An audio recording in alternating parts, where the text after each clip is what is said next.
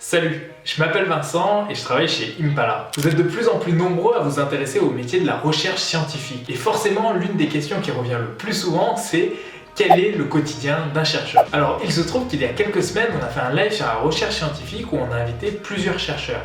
Et parmi eux, il y a Guillaume, un chercheur au CNRS, qui nous a expliqué sa journée type. Les lives, ce sont des vidéos super longues d'1h30 que vous pouvez aller voir si ça vous intéresse. Mais du coup, ici, on a décidé de découper cette grande vidéo en une petite vidéo de quelques minutes pour vous tirer les meilleurs moments où il parle de son quotidien. Si ce format vous plaît, n'hésitez pas à nous le dire en commentaire. Sur ce, moi je vous laisse avec Guillaume et à bientôt. Salut! Donc pour quelqu'un comme moi qui suit un poste finalement maintenant où j'ai des étudiants en thèse, en post-doctorat, etc., qui travaillent sur mes sujets de recherche, c'est essentiellement eux qui font la recherche au quotidien, donc c'est eux qui vont faire les expériences. Moi, j'ai un rôle de guide finalement, à discuter avec eux, de regarder telle chose, d'aller faire telle expérience, de poser telle hypothèse et de vérifier si c'est bien ça qu'on voit dans nos expériences numériques, etc. Et donc ça, c'est la partie, je veux dire, de travail en local. Et ensuite, dans notre métier de chercheur, il y a une énorme partie qui est l'échange avec les pairs en plusieurs formes de collaboration. Je peux aller travailler avec un collègue à Londres, par exemple, qui va travailler sur un système, mais avec une autre technique. Ça va être intéressant qu'on travaille ensemble. Et donc, ça va impliquer des déplacements pour aller le voir et pour aller interagir avec lui. Ça prend des formes où moi, je vais communiquer mes résultats à d'autres chercheurs pour leur dire « Ah là, j'ai trouvé un truc intéressant ». Et c'est comme ça qu'on la communauté.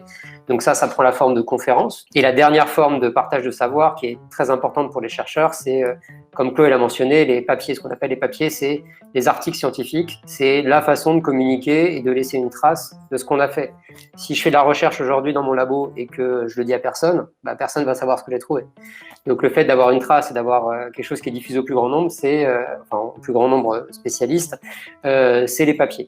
Et dernière chose, on transmet aussi le savoir à des étudiants comme vous, donc la plupart des chercheurs, et il y a même les enseignants-chercheurs qui ont une plus grosse charge d'enseignement, on enseigne dans le supérieur, donc de la licence jusqu'au doctorat en fait. Donc on donne des cours sur nos sujets de recherche ou plus généralement sur les thématiques ou les outils avec lesquels on travaille. Le financement de la recherche actuellement, nous on a nos postes qui sont payés de permanent, CNRS, mais en fait les financements sont de plus en plus sur projet, c'est-à-dire que l'État va nous donner de l'argent, l'État ou des sponsors, pour travailler sur tel sujet. Et donc une grande partie de notre métier aussi, c'est d'écrire ces projets, ces demandes de financement, qui permettent ensuite typiquement de payer un thésard ou de payer un postdoctorant ou de payer une machine et un consommable. Donc en général, ces projets sont de plus en plus définis à l'avance, écrits, encadrés, parce que c'est ce qui nous permet d'avoir des financements pour aller travailler sur telle ou telle thématique. C'est un petit peu comme si on montait une start-up et qu'on allait faire des levées de fonds et puis on utilise la levée de fonds pour embaucher des gens et progresser dans notre métier, quoi.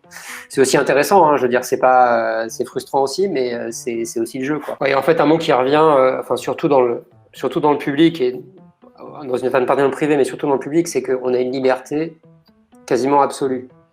Je fais ce que je veux dans ma journée, ce que je veux.